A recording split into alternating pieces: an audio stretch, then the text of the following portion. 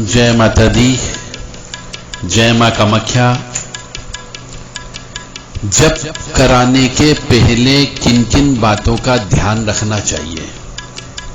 चाहे स्वयं जप करते हो किसी ईश्वर का या किसी ब्राह्मण से जप करवाते हो, तो आपको ज्ञान होना चाहिए कि जप कराते समय किन किन बातों का ध्यान रखें, ताकि आप जो जप करा रहे हो वह जप उस ईश्वर तक पहुंच जाए जिसके लिए जप किया जा रहा है, जिसको प्रसन्न करने का काम किया जा रहा है।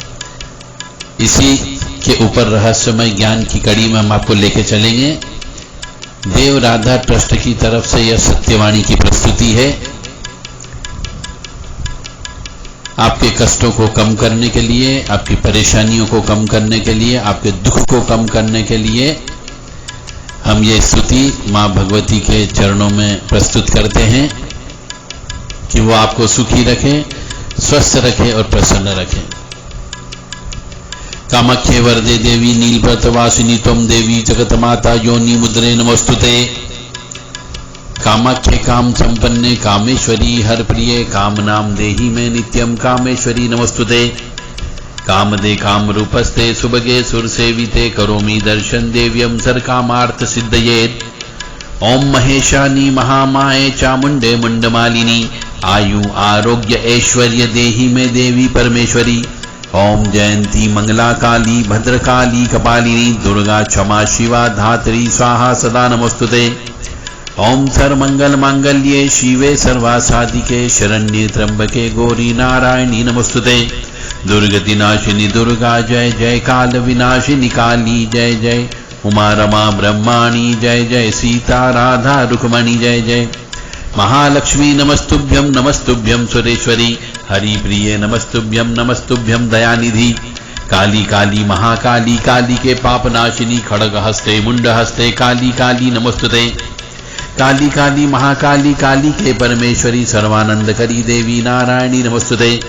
नीलहार हार धन सार सुधाकरम भाकल्याणम दाकनक जंबकदाम्बुजाम उतंग बेनिको जुगम्ब मनोहरांगी वाणी नमामि मनसा वस्सा विभूते। ओम ऐं सरस्वत्यै नमः। सरस्वती नमो नित्यं भद्रकाल्ये नमो नमः। वेद वेदांत वेदांग विद्या स्नानेभ्य एव च सरस्वती महाभागे विद्ये कमललोचने विद्यारूपे विशालाक्षी विद्यां देहि नमस्तुते। ओम ह्रीं दुर्गाय नमः। या जल जल प्रज्वल अग्नि रूपाय ओम हों ह्रीं श्रीं ज्वाला देव्ये नमः। देवी प्रपन्नताति हरे प्रसीद प्रसीद मातर्ग जोखिलस्य प्रसीद विश्वेश्वरी पाहि विश्वन्तमीश्वरी देवी चराचरस्य शुभं करोति कल्याणम् आरोग्यं धन संपदा शत्रुबुद्धि विनाशाय दीप ज्योति नमस्तुते। योनि मात्र शरीराय कुंजवासिनी कामदा रजस्वला महातेजा कामाक्षी ध्यायतां सदा। या देवी सर्वभूतेषु लक्ष्मी रूपेण संस्थिता नमस्तस्यै नमस्तस्यै नमस्तस्यै नमो नमः। पापापहारिणीं देवी भुक्ति मुक्ति प्रदायिनीं अनंतां विजयां शुद्धां शरणां शिवदां शिवाम्। ओम हौं जुं सः ओम भूर्भुवः स्वः। ओम त्र्यंबकं यजामहे सुगंधिं पुष्टिवर्धनम् उर्वारुक्मिबन्धनान् मृत्योर्मुक्षीयमामृतात्। ओम स्वः भुवः भू ओम ओम सः जूम ओम ओम। मां भगवती जगत जननी आपके कष्ट हरे, दुख हरे, पाप हरे, ताप हरे, संताप हरे, दारिद्र हरे और संकट हरे। देव राधा ट्रस्ट की तरफ से सत्यवाणी की प्रस्तुति।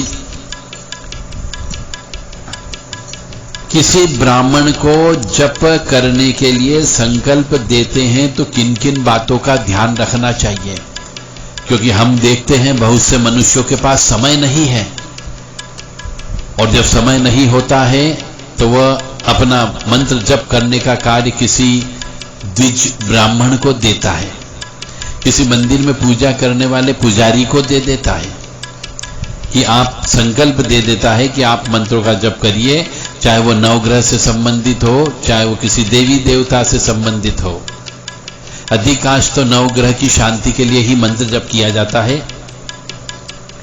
तो जब संकल्प हम किसी के हाथ में देते हैं तो देने के पहले आपको कुछ शर्तें उनको याद रखना है और कुछ शर्तें पंडित जी को बोलना है कि उन शर्तों का यदि पालन होता हो तो उनसे आप जप करवाएं, अन्यथा जप मत करवाओ। आपके जप का पैसा बेकार चला जाएगा और वो जो मेहनत करेंगे वो मेहनत भी फालतू ब्रह्मांड में घूमती रहेगी। उन देवी देवता तक वो जप की शक्ति नहीं जाएगी तो आपको कोई फल भी प्राप्त नहीं होगा, आपका कोई अनुष्ठान सफल नहीं होगा। और फिर आप क्या है 10 जगह बोलते फिरोगे कि मैंने तो इतने लाख जप करवा लिए परंतु मेरे को कोई फायदा नहीं हुआ। और फिर इज्जत कहां खराब होती है? पंडित जी की भी खराब होती है कि साहब वो पंडित जी को दिए थे जप, उनने क्या मालूम किए कि नहीं किए, झूठ तो नहीं बोल दिया।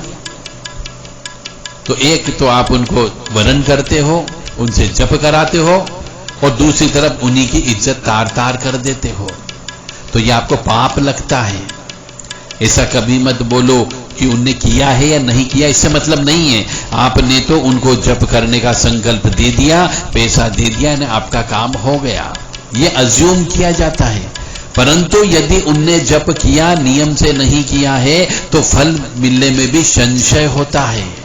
इसलिए हम आपको आज ऐसा रहस्यमय ज्ञान बताने जा रहे हैं कि किन किन बातों का ध्यान रखना चाहिए किसी को जप कराने के लिए। तो सबसे पहले तो यजमान को और पंडित को दोनों को नांदी श्राद्ध कर्म करना चाहिए जप करने के पहले। अब आप कहेंगे साहब हम तो पहली बार नाम सुन रहे हैं कि नांदी श्राद्ध कर्म होता है।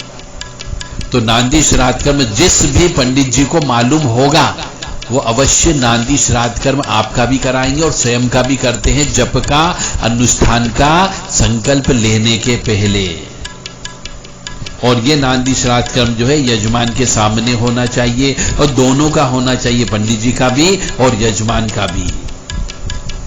यह इसलिए क्यों होना चाहिए? क्योंकि नांदी श्राद्ध कर्म एक सी विधि है, शास्त्रीय विधि है ये, कि संकल्प लेने के बाद में यदि पंडित जी के घर पे सूतक पातक लग गया या फिर यजमान के यहां पर सूतक पातक लग गया, यानी कोई बच्चा पैदा हो गया परिवार में किसी के यहां पर भी, या फिर परिवार में अचानक किसी की मौत हो गई, तो जो संकल्प लिया है वो संकल्प खंडित नहीं होता है जब तक कि उत्तर मंत्र का जप न कर लिया तब तक। पंडित जी लगातार जप करते रह सकते हैं और आप भी उसमें सहयोग करते रह सकते हो, आपको कोई दोष नहीं लगेगा यदि नांदी श्राद्ध कर्म करने के बाद में जप का संकल्प देते हो तो। इसलिए ये करना अत्यंत आवश्यक है। और यदि कोई पंडित जी को नांदी श्राद्ध कर्म करते नहीं आता है या उन्हें मालूम नहीं कि साहब जप के पहले भी कोई नांदी श्राद्ध कर्म होता है, तो इसका मतलब है उन पंडित जी से आपको जप ही नहीं कराना, क्योंकि उन्हें ज्ञान नहीं है कि जप कैसे करना है। बहुत स्पष्ट बता रहा हूं, इस बात का अवश्य ध्यान रखें कि जप कराने के पहले पंडित जी से पूछें कि नांदी श्राद्ध कर्म करते आता है या नहीं आता है, और आता है तो नांदी श्राद्ध कर्म करने के बाद ही आपको जप का संकल्प देना है। अन्यथा बीच में आपका संकल्प जो है खंडित हो सकता है, और जब यदि खंडित हो जाता है तो उसका कोई भी लाभ प्राप्त नहीं होता है, आपके पैसे बर्बाद हो जाते हैं। फिर आप कहोगे जैसा मैंने कहा कि मैं तो इतने जप करवा लिए पर भगवान हमारे सुनता ही नहीं है, तो क्यों सुनेगा जब आप नियम धर्म से नहीं चलोगे तो। फिर पंडित जी को और यजमान को दोनों को संयम से रहना है, ये भी अवश्य ध्यान रखें। तो आप यदि पंडित जी को नांदी श्राद्ध कर्म करने के बाद में संकल्प देते हो तो पंडित जी को यह भी संकल्प दिलवाना है कि जब तक हमारे संकल्प का माने मंत्र जप का पूरा अनुष्ठान पूरा नहीं हो जाता तब तक वो ब्रह्मचर्य व्रत का पालन करेंगे। यदि ये संकल्प पंडित जी खुद लेने को तैयार हो तो उन्हें जप दीजिए, अन्यथा जप नहीं देना है। या फिर पंडित जी को अपने घर पर रखो और अपने यहीं पर ही उनको भोजन कराओ और अपने घर पर रख करके ही घर पर ही जप करवाओ तो ज्यादा अच्छा रहेगा। यानी कि ब्रह्मचर्य व्रत का पालन करना यजमान को भी और पंडित जी को भी अत्यंत आवश्यक है। यदि संकल्प लेकर के आप कोई जप करवा रहे हैं यानी अनुष्ठान हो गया वो, और अनुष्ठान की परिभाषा में ये नियम का पालन करना अत्यंत आवश्यक है। और यदि यजमान भी नहीं कर पाता है पालन तो आप समझ लीजिए आपके पैसे बर्बाद हो गए, आपको फल नहीं मिलेगा। और जब तक पंडित जी और यजमान दोनों इसमें बंधित हो जाते हैं मंत्र जप की प्रक्रिया में, तो उनको मांस का सेवन नहीं करना है, शराब का सेवन नहीं करना है, लहसुन प्याज का सेवन नहीं करना है, मसूर की दाल या मसूर का सेवन नहीं करना है, मूली नहीं खाना है, गाजर नहीं खाना है, कुल्था नाम की एक अन्न आता वो भी नहीं खाना है। इसका प्रयोग संकल्प के दौरान नहीं करना है। और पंडित जी को और यजमान को दोनों को दूसरों के घर का भोजन भी नहीं करना है, इस बात का भी ध्यान रखें। और संकल्पित मनुष्य को और यजमान को शमशान भी नहीं जाना है। संकल्प लेने के बाद में पंडित जी बंध जाते हैं और यजमान भी बंध जाता है कि जब तक यह अनुष्ठान पूर्ण नहीं हो रहा है, किसी की मैयत में नहीं जाना है, शमशान में नहीं जाना है, किसी के सूतक पातक वाले के घर पर भी नहीं जाना है, किसी के यहाँ बच्चा पैदा हो गया तो उसको देखने भी नहीं जाना है, जब तक आपका संकल्प पूरा नहीं हो जाता है। यदि पंडित जी चले जाते हैं या आप चले जाते हैं तो संकल्प खंडित हो गया, ये मान करके चलो। 13वीं का भोजन नहीं करना चाहिए। कभी कभी पंडित जी को बुला लिया जाता है कि सब आ जाओ, श्राद्ध करवा दो और भोजन भी कर लो, कपड़े लत्ते भी दान में ले जाओ, तो पंडित जी लोभ लालचवश चले जाते हैं। तो जो पंडित जी संकल्प में फंस गए उनको 13वीं का भोजन भी नहीं करना है, श्राद्ध कर्म का भोजन भी नहीं करना है, एकादश श्राद्ध भी नहीं जाना है और 13वीं के श्राद्ध में भी नहीं जाना है। यानी कि इसका अर्थ यहां पे यह है कि पंडित जी को पूर्णतः शुद्ध, स्वच्छ और पवित्र रहना है और यजमान को भी शुद्ध, स्वच्छ और पवित्र रहना है, तब जाकर के आपका अनुष्ठान का संकल्प पूरा होगा, अन्यथा नहीं होगा। और जो ब्राह्मण शमशान में डेड बॉडी की पूजा कराता हो, श्राद्ध कर्म करवाता हो, पिंडदान की पूजा करवाता हो, ऐसे ब्राह्मण से भी जप नहीं करवाना है। यदि आप जप करवाते हो तो वो जप भी आपका नहीं लगेगा, ऐसा कहा जाता है। शास्त्र में 2 प्रकार के ब्राह्मण बताए गए हैं। एक तो ये श्राद्ध कर्म 13वीं वाले कर्मकांडी ब्राह्मण, और एक हो गए वैदिक ब्राह्मण जो ये कर्मकांड वाला काम नहीं करते हैं। तो इस बात का भी आपको ध्यान रखना है। ये बहुत ही तकनीकी चीज हम आपको बता रहे हैं, रहस्यमय ज्ञान की कड़ी में आपको ज्ञान की गंगा में डुबा रहे हैं। इस बात का अवश्य ध्यान रखें, अन्यथा आपका सब पैसा बर्बाद। मंत्र जप करने का सही तरीके का ज्ञान होना चाहिए उन पंडित जी को भी, कि तभी जप अनुष्ठान सफल होगा, अन्यथा नहीं होगा। मंत्र जप का अर्थ है किसी मंत्र को बार बार जप करना, मनन करना, और जप पूरी श्रद्धा के साथ करना चाहिए, आस्था और विश्वास के साथ करना चाहिए, एकाग्रता के साथ करना चाहिए, समर्पण भाव से करना चाहिए। ऐसा पंडित जी आपको ढूंढना पड़ेगा जो श्रद्धा के साथ करता हो, उसके उस देवता के प्रति आस्था भी होना जरूरी है और समर्पण भाव भी होना चाहिए, और उसका इष्ट यदि वो मिल जाए, जिस देवता की पूजा कराना उसको यदि वो इष्ट मानता हो, तो ऐसे ब्राह्मण से कराने पर आपका अनुष्ठान अवश्य सफल होगा। और एकाग्रता होना अत्यंत आवश्यक है। आसन भी सही होना चाहिए और मुद्रा भी सही होना चाहिए। अब आसन का मतलब यहां पर हो गया कि वो चटाई वाला आसन नहीं, कंबल आसन की बात नहीं कर रहा हूं। यहां पे आसन का मतलब यह है कि पद्मासन में बैठेगा, कि वीरासन में बैठेगा, कि सिद्धासन पे बैठेगा, कि व्रजासन पे बैठ करके करेगा।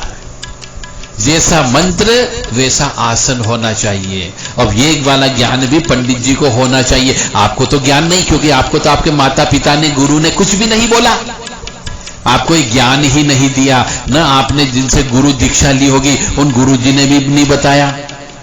आज हम आपको ये ज्ञान की गंगा में फिर डुबा रहे हैं। रहस्यमय ज्ञान है कि जैसा मंत्र का जप होता है, यानी जिस मंत्र, जिस शक्ति का मंत्र होता है, उस शक्ति किस प्रकार से बैठती है, उस शक्ति के उसी तरीके के आसन में बैठ करके जप करना चाहिए, तो आपका अनुष्ठान पूर्ण होगा, अन्यथा नहीं होगा। अब पद्मासन क्या होता है, वीरासन क्या होता है, सिद्धासन क्या होता है और व्रजासन क्या होता है, ये पंडित जी को ज्ञान होना चाहिए और आपको भी ज्ञान होना चाहिए। मंत्र जप का सही समय भी ज्ञात होना चाहिए पंडित जी को, और यदि आपको, मैं तो यही कहूंगा कि पंडित जी को आपको अपने घर के अंदर रख करके मंत्र जाप कराना है, ताकि वो घर से बाहर नहीं जाएंगे तो कि संयम से रहेंगे, किसी की 13वीं में भी नहीं जाएंगे और किसी के श्राद्ध पक्ष में भी नहीं जाएंगे, शमशान भी नहीं जाएंगे। जब घर से बाहर ही नहीं निकलेंगे, जब तक आपका अनुष्ठान चल रहा है, तो दूसरों के घर का भोजन भी नहीं करेंगे। बहुत सारी चीजों से आप बच जाओगे यदि घर पे बुला करके जप करवाते, अनुष्ठान करवाते हो तो मंत्र जप का सही समय भी ज्ञान होना चाहिए। अधिकांशतः मंत्र जो है ब्रह्म मुहूर्त में 4 से 5 बजे के बीच, यानी सूर्य उदय से 90 मिनट पहले ब्रह्म मुहूर्त कहा जाता है, उस समय से जप करना चाहिए। यानी कि एक ब्राह्मण को, जिनको आप मंत्र जप करने के लिए वरण करोगे, उसको 4 बजे आपको उठाना है, चाहे ठंड हो, गर्मी हो या बरसात हो। 4 बजे से उठने के बाद में ऐसा भी शास्त्र कहता है कि चाहे ठंड हो तो भी उस ब्राह्मण को, जिसने मंत्र जप करने का अनुष्ठान का संकल्प लिया है, उसे ठंडे पानी से नहाना चाहिए। ये शास्त्र में वर्णित है, मैं अपनी तरफ से कुछ नहीं बोल रहा हूं। तो आपको अपने घर पर रख करके ही ब्राह्मण को देवता मान करके आपको उनकी सेवा भी करना है और जप भी कराना है। लहसुन प्याज का सेवन उनको नहीं करवाना है। प्रदोष काल के अंदर भी, यानी कि संध्या बेला के समय पे भी मंत्र जप का सही समय होता है। गोधूली बेला जिसको हम बोलते हैं कि सूर्य अस्त होने से 40 मिनट बाद तक का समय प्रदोष काल कहलाता है।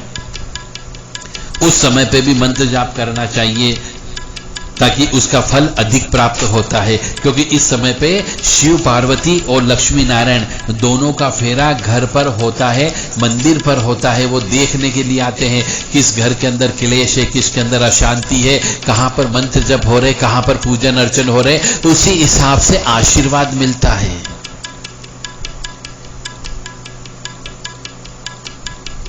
रात को भी सोने के पहले मंत्र जप कर लेना चाहिए और मंत्र जाप प्रतिदिन निश्चित स्थान पर ही करना चाहिए, स्थान परिवर्तन नहीं करना चाहिए।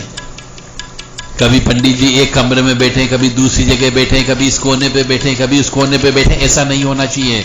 एक जगह जो पंडित जी ने पहली बार फिक्स कर ली, वहीं पर ही बैठ करके मंत्र जप करना है, स्थान परिवर्तन नहीं करना चाहिए। निश्चित समय पर ही जप करना चाहिए, निश्चित स्थान पर करना चाहिए और निश्चित मात्रा में जप करना चाहिए, तो ही आपका मंत्र जप का फल मिलेगा।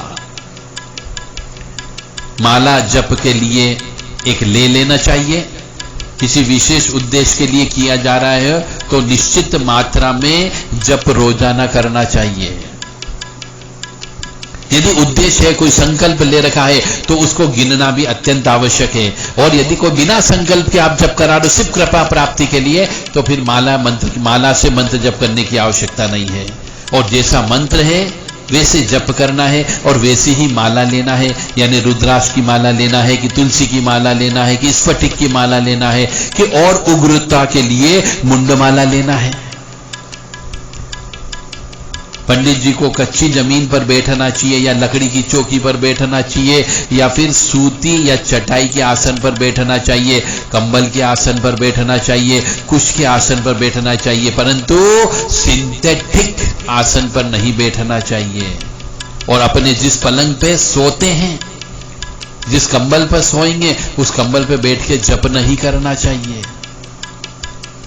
और जब कोई पंडित जी जप का संकल्प लेते हैं तो नियमानुसार जमीन पर यानी कंबल बिछा करके ही सोना चाहिए, गादी बिस्तर पे नहीं सोना चाहिए।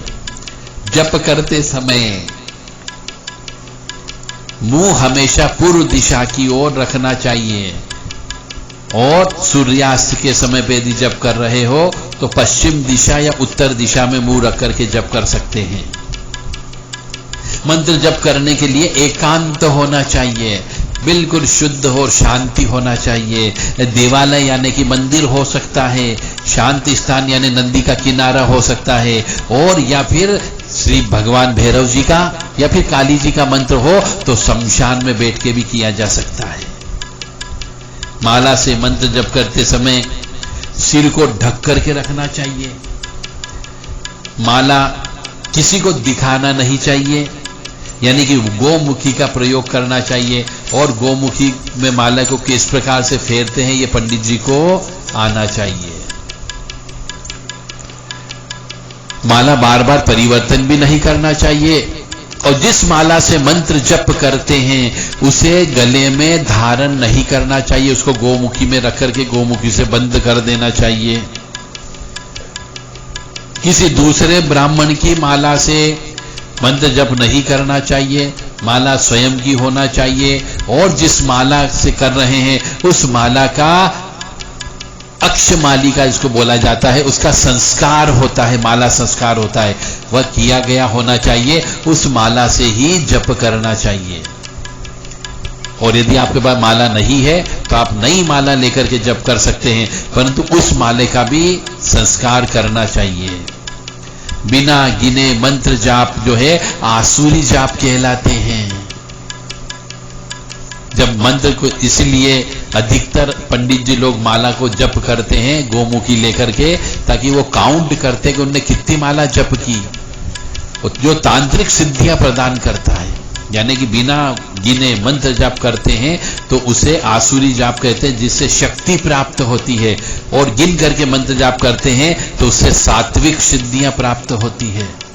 दोनों में जमीन आसमान का अंतर है। अब आप किस देवी देवता के मंत्र जप करवा रहे हैं उस पर निर्भर करेगा कि माला से मंत्र जप करना है या बिना माला के जप करना है।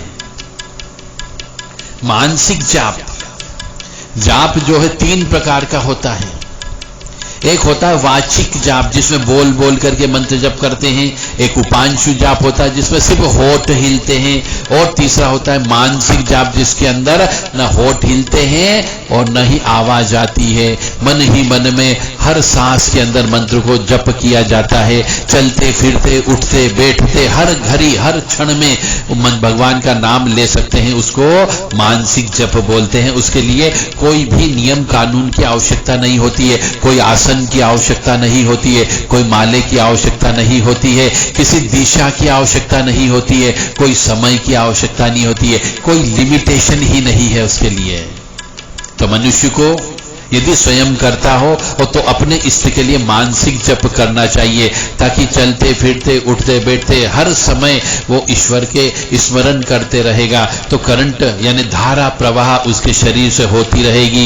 एक न एक दिन 1000 वाट का बल्ब अवश्य चल जाएगा। मंत्र जब भी करते हैं तो शुद्धता, स्वच्छता और पवित्रता का ध्यान अवश्य रखना चाहिए। जिस जगह जप कर रहे हैं वहां का भी, और अपने मन का भी, और अपने शरीर का भी, तीनों की शुद्धता, स्वच्छता, पवित्रता का ध्यान अवश्य रखें। जो जप कर रहा है उसको सूतक पातक वाला भोजन नहीं खाना चाहिए, जैसा कि बताया गया है इसके अंदर। यानी कि घर के अंदर रख करके यदि पंडित जी को जप करवाते हो तो उनको भोजन, घर की जो भी महिला है, माँ बहनें हैं, मासिक धर्म से होती है, माहवारी से होती है, अशुद्ध अवस्था में होती है, रजस्वला अवस्था में होती है, उस स्त्री के हाथ का बना हुआ भोजन भी नहीं देना चाहिए, और उनके हाथ से पानी भी नहीं देना चाहिए। और उन महिलाओं को जो अशुद्ध अवस्था में रहती है, पंडित जी के चरण स्पर्श भी नहीं करना चाहिए।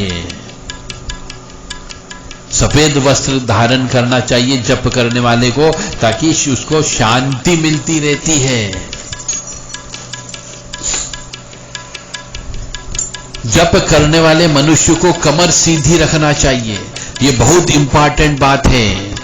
यदि मनुष्य किसी को जप करने के लिए देता है तो कई बार हम देखते हैं 90% केसेस में देखा गया है कि पंडित जी लोग जो है कमर उकड़ी करके यानी टेढ़ी करके मंत्र जप करते हैं। तो ऐसे में कोई मंत्र जाप का फल नहीं मिलता है, क्योंकि मेरुदंड जो है वो सीधा रहना चाहिए, ताकि सुषुम्ना नाड़ी पर उसका प्राण का प्रवाह हो सके और उसका फल की प्राप्ति मिल सके। इसलिए कमर सीधी करके ही मंत्र जप करना चाहिए।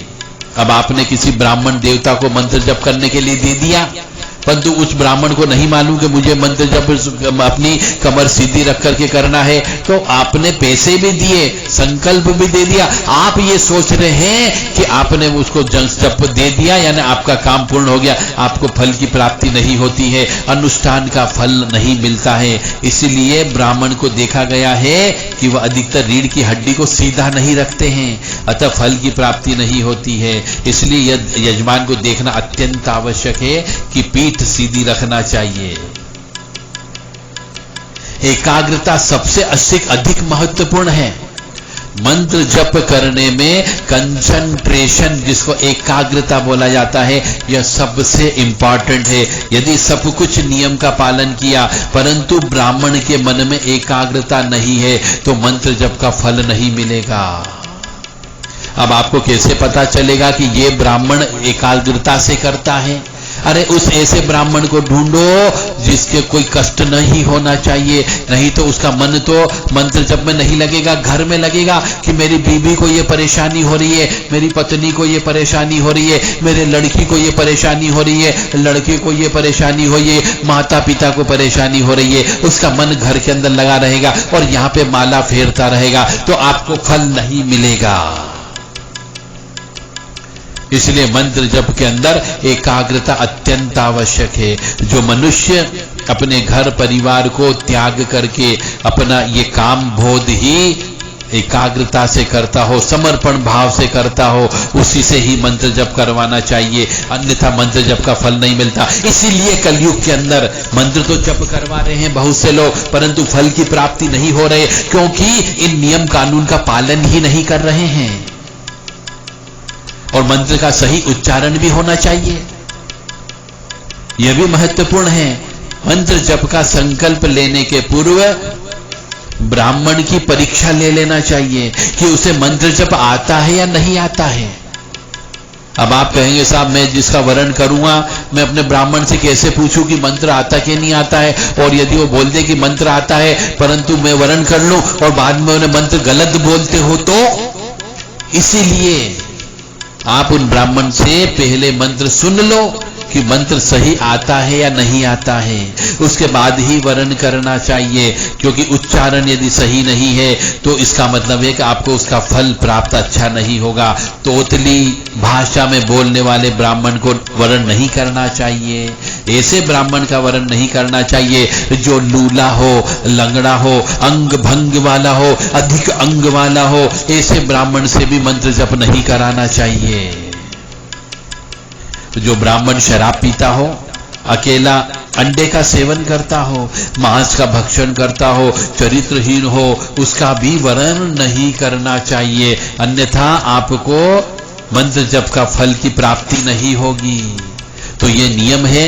यदि ये नियम, इन नियमों को आप नोट कर लें, जब भी किसी से मंत्र जप कराएं इन नियमों का पालन करता हो तो आपके मंत्र जप का अनुष्ठान सफल होगा। अन्यथा आप खुद स्वयं मंत्र जाप करें इन नियमों का पालन करते हुए, ज्यादा फल की प्राप्ति होगी। आपके खुद के द्वारा किए गए मंत्र जप ज्यादा असरकारी होते हैं।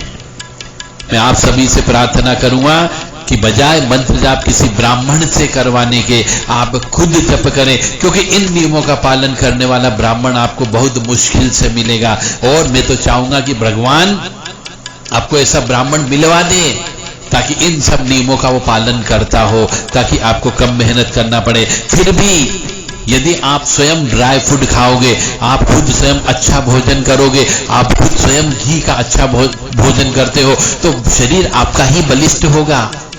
यदि आप मंत्र जप खुद करोगे तो उसका फल की प्राप्ति बहुत ज्यादा होगी और अच्छे से होगी। आप खुद समय निकाल करके मंत्र जप करें ताकि आपके कष्टों का निवारण हो सके।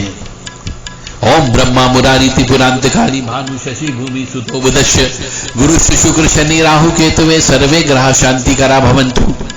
ये 9 ग्रह शांति का मंत्र है।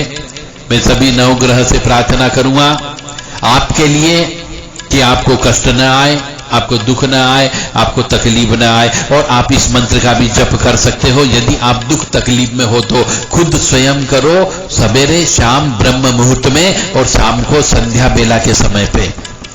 आपके 9 ग्रह की शांति स्वतः हो जाएगी। और फुल कंसंट्रेशन के साथ में करिए, दीपक लगा करके करिए, चौकी लगा करके करिए, पीठ पूजन करने के बाद करिए, कलश की स्थापना करने के बाद करिए, तो निश्चित तौर से आपका यह मंत्र जप का अनुष्ठान अवश्य सफल होगा। ओम ब्रह्मा मुरारी त्रिपुरांतकारी भानु शशि भूमि सुतो बुधश्य गुरुश्च शुक्र शनि राहु केतवे सर्वे ग्रह शांति करा भवन्तु। यदि आप स्पीड में नहीं बोल सकते हो